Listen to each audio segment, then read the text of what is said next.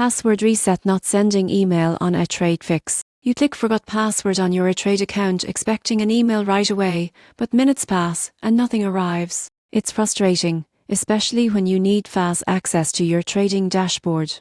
But the fix is simpler than it seems. First, open your spam or junk folder. ETRADE's password reset emails often get filtered out, especially by Gmail or Outlook. Search for ETRADE or look for messages from donna@etrade.com.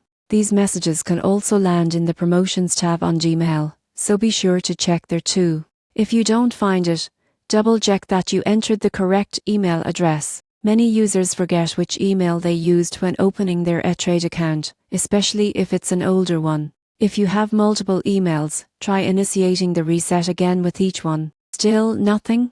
Add ETRADE.com to your email safe sender list. This prevents your provider from blocking messages from ETRADE in the future. If the reset email hasn't arrived after 10-15 minutes, contact ETRADE directly at 1-800-387-2331. Their support team can verify your identity and help reset your password manually. Most people assume it's a website glitch, but here's the truth.